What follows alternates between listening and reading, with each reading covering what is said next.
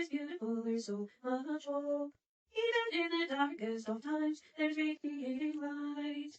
Live each moment fully and completely, and dance to the music of the lush green earth.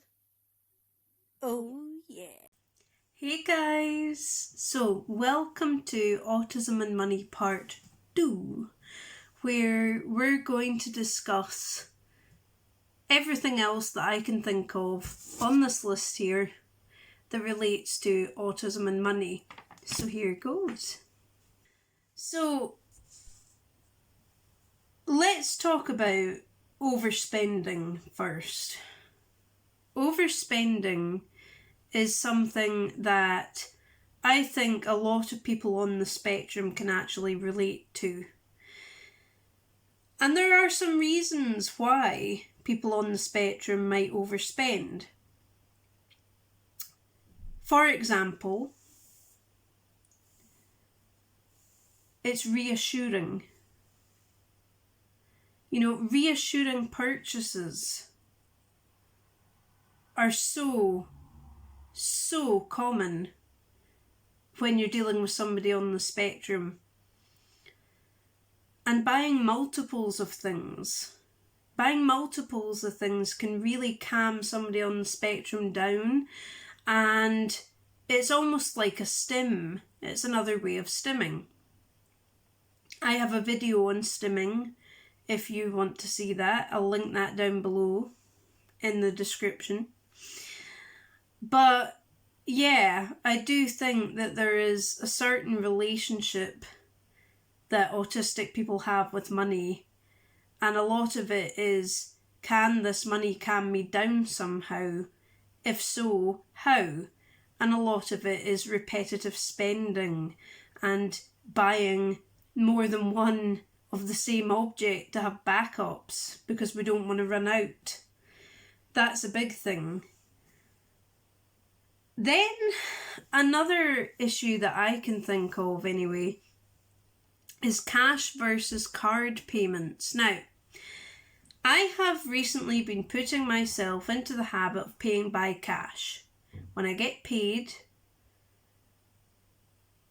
when I get my benefits in, I will take out a little bit and have that to spend. And the rest of it stays in the bank. But when you're paying by card, and sometimes I still have to pay by card, it depends. If I'm doing online shopping, then of course by card's the only way. But card payments, the problem I have with card payments is that it's so easy to forget how much you're spending. If you don't actually see the money in front of you, that kind of divorces you from what you're spending. And a piece of plastic, how can you quantify the value of a single piece of plastic? It's very difficult. Very, very, very difficult. So the final aspect that I've got written down here is financing obsessions. Yeah. There are a lot of autistic people. Not just autistic people. Neurotypicals can get themselves into this bother as well. But there are a lot of autistic people who end up in debt or maxing out their overdraft. And I have done it. I've done it before, so I understand what that is like. Financing obsessions. Obsessions can be quite expensive. And there's no two ways about it, really. If an obsession is expensive and the autistic person wants to kind of get fully engrossed in that obsession and get all the stuff for it, get all set up, go really in depth into it, then yes, that could really stack up the cost.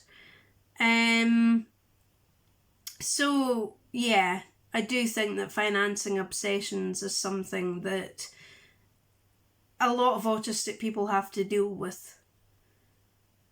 And it's difficult to deal with it, actually, because when you don't understand the value of money, which I talked about in video number 1, which I will also link down below, when you don't understand the value of money, that can be quite hard.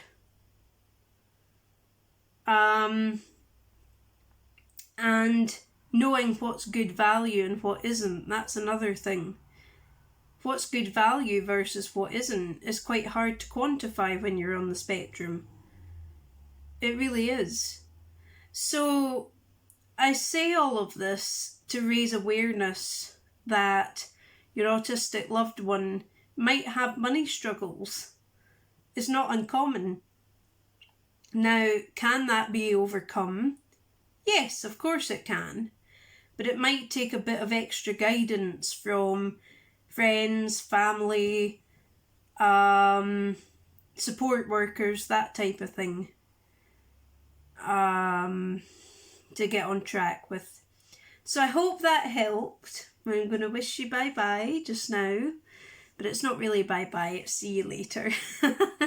Have a good evening and take care. All right. Ciao for now. Live each moment fully and completely, and dance to the music of the lush green earth. Oh yeah.